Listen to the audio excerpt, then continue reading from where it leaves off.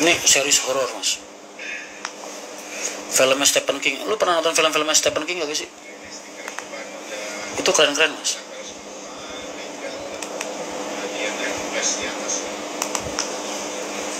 Malam di Arab seperti siangnya. Mas, servis makan kalau dari timur dapat mas? Dapat. English original with Indonesian subtitle. Kopi nyantai. Wah iya.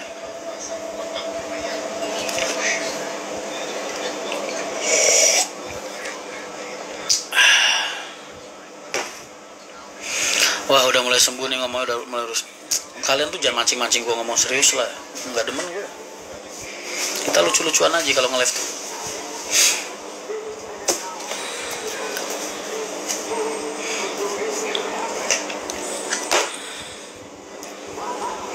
Selamat siang Mas Alep. Oh, siap. Sekarang sampai Cirebon berapa? Wah mohon maaf mas, untuk saat ini harganya masih 150.000. Maaf ya, karena kita belum ada jurusan Selawi. Ntar kalau udah jurusan Selawi turun mas, 140. Duduk sila nggak kesemutan lah mas. Gua 5 tahun mas di Kediri, 5 tahun. Hidup gua duduk mulu, sila mulu. Di madrasah sila, pas ngaji sila, pas hawir sila, matolaah sila, ngaji sila, ngaji kitab sila, apalan nadoman sila. Kalau nggak sila tiduran di lantai. Itu aja kerjanya tiap hari, 5 tahun. Makanya kaki gua kapalan, sikut-sikut gua hitam nih, semua sendi gua hitam, kapal semua. Karena apa? 5 tahun di lantai. Anak pondok zaman sekarang enak mas, masuk pondok assalamualaikum TV, assalamualaikum kasur, assalamualaikum HP.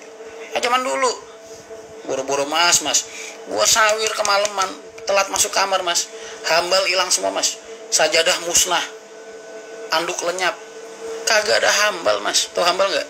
Alas buat tidur. WA kagak ada, belum ada HP zaman segitu. Nonton TV kagak boleh, kagak ada, dibotakin. Baca koran nggak ada mas. 5 tahun cuman ngelihat tulisan Arab.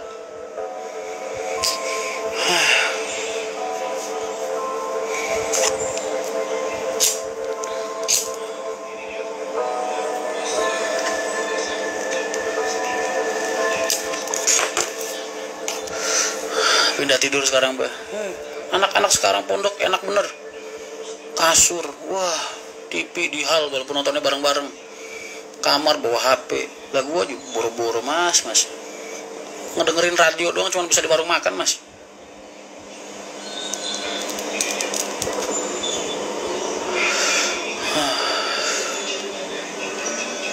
Mana lu tahu nggak tidur mandinya mas? Lu mau gua kasih tahu kamar mandi gua juga zaman dulu.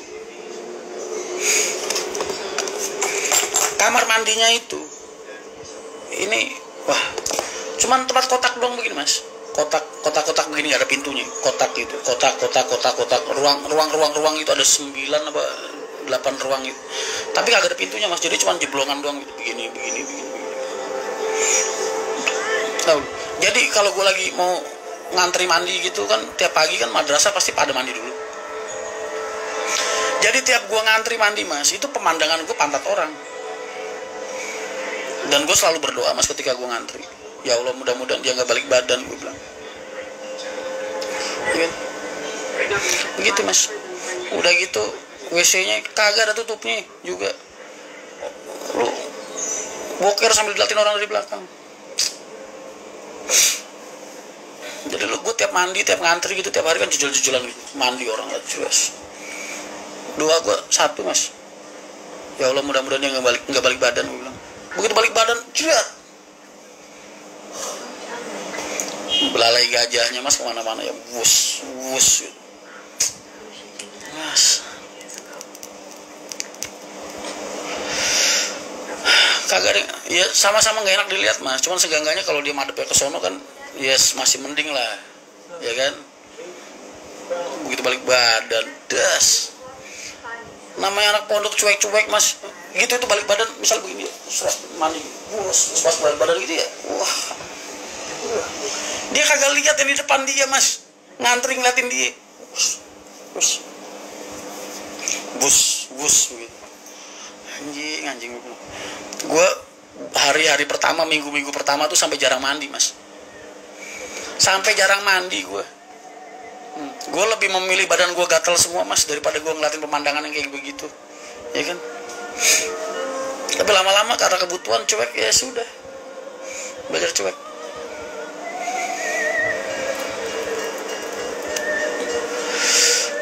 Belum lagi lu tahu kelakuan nih kalau lagi boker gitu mas. Kalau lu lihat ada orang lagi ke kantin nih, kantin kan di belakangnya toilet ya, terus dia bawa kopi, bawa roti mas, roti yang 1000-an, 500-an. Kadang ya suka bawa nasi pecel juga. Dia bawa ke kamar mandi mas. Dia boker sambil ngopi. Kalau nggak sambil nyusu, sambil makan dong mas. Saking dia hemat waktu, jam madrasah mepet. Bayangin tiap pagi mas. Tiap pagi itu gue masuk ke, kan kalau belok kiri ke ruang mandi, belok kanan ke ruang boker ya, BAB. Terus gue ke kanan. Wah itu gue ngeliatin mas, orang bertelanjang bulat semua di petak-petak begitu kan. Wah ada yang sambil ngopi, wah ada sambil ngemil roti.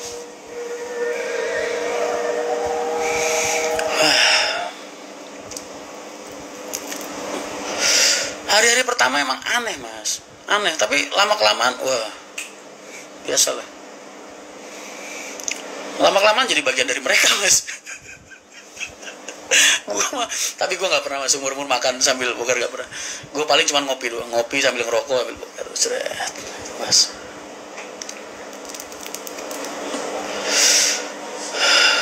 Lu belum tahu lagi kelakuan, lu tau Munib kan yang di bagian keuangan, yang di kantor stafnya di Agus, yang dulu adenya pengen gue nikahin mas sebelum gue kenal sama Alin. Lu tahu kelakuannya dia kalau rokoknya habis mas, kirimannya telat, tiap hari ngetem di tempat wudhu mas. Ini tempat wudhu nih, tembok begini kan, ini orang wudhu nih, rakyat. Ini kan tembok ya. Orang kalau biasanya wudhu mas, kalau dia lagi pakai jam kan dilepas dulu mas, ditaruh di atasnya sini di tembok ya kan. Nah orangnya wudhu di sini nih, jamnya taruh di sini. Munib dari baliknya mas, dipungutin sama Munib. Jadi ini ilmu buat gue dan gue praktekin mas. Gue ngamatin dia gitu kan, dia lebih senior dari gue, lebih duluan di situ. Gue liatin, ini bocah ngapain malingin jam? Nih lu ngapain lu? Wis salah, kon menang baik, iki urusan nyong. Namanya bocah Pemalang mas, bocah warung pring. Udah gitu tau gak lu, begitu dia ngambilin jamnya, terus dia bikin papan pengumuman, tulisan di papan pengumuman kamar mandi mas. Barang siapa kehilangan jam harap hubungi Munib kamar 13, jangan lupa 234 di Samsu rokok. Anjing gak mas, kerjaannya dia kalau weslannya telat, rokok kagak punya, dia mau ngutin jam orang mas. Lah orang kan pada nyari mas ya. Wah gimana nih, baca pengumuman nyamperin ke dia mas. Wah Nip makasih ya udah lu temuin jamnya gitu, rokok buat lu. Wah hebat sekali gue bilang, bisa begitu caranya.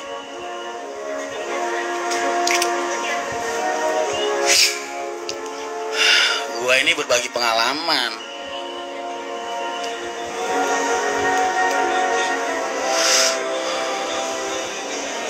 Tuh Munib kelakuannya dulu kayak gitu. Orang-orang pondok tuh aneh-aneh mas.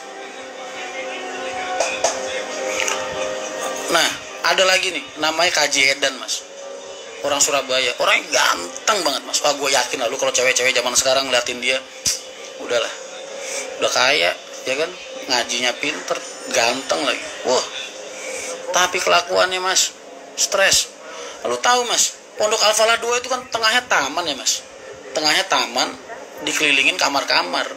Lah kita ini mas, biasanya kalau nongkrong di pinggir di depan kamar itu kan di pinggir taman itu ya. Nah si Kaji mas datang pulang madrasah, biasanya kan orang kalau orang normal mas, orang lagi pada rame di pinggir-pinggiran begitu kan lewatnya pinggir ya mas. Dia kagak mas, nekat lewat tengah di jalan di teman, kan disorakin orang banyak ya mas, disorakin orang banyak mas. Orangnya malu banget mas. Lu tahu kelakuannya di waktu malu mas? Sarungnya mas, ini sarung diangkat mas ke atas, nutupin kepala dia, Jangan disorakin, gue malu. Sambil lari begitu mas. Lu tahu mas, kagak pakai sempak orangnya mas. Kebayang gak lu mas, dia lari sambil gandul-gandul begitu, sarungnya diangkat tutupin kepalanya. Jangan sorakin, gue malu gitu. Anjing, gue bilang.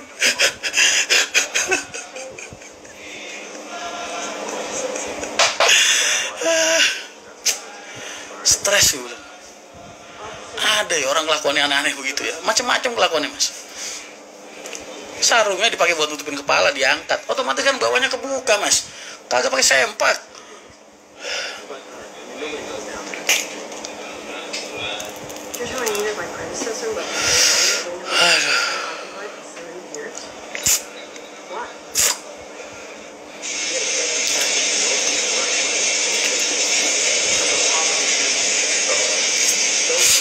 Ya begitulah mas, teman pondok. Kalau lulusan peloso mas, insya Allah lah rata-rata jadi orang bermanfaat semua. Ada yang jadi pengusaha, ada yang jadi kiai, ada yang jadi ustadz, terus macam-macam lah. Tuh teman gue yang Pemalang pada jadi guru madrasah dong semua. Munib doang nih yang ikut kerja di HR.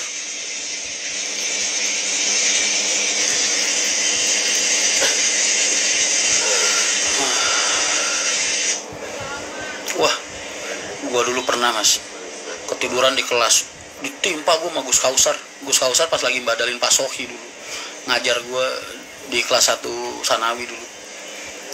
Namanya orang pondok mas, tidur cuma setengah jam, seperempat jam, nulis tiduran terus. Wah, gue ditimpa penghapusan mas sama Gus Kausar. Dia nempaknya ngelemparnya dari depan. Wah, gendut tani turu gue ngaji kok turu. Gus masih ingat gue, galak banget dia dulu. Kenang-kenangan gue. Tapi sekarang beliau wah udah terkenal banget. Gue ikut bangga mas, gue bangga gue pernah dilempar penghapus sama dia, sama beliau.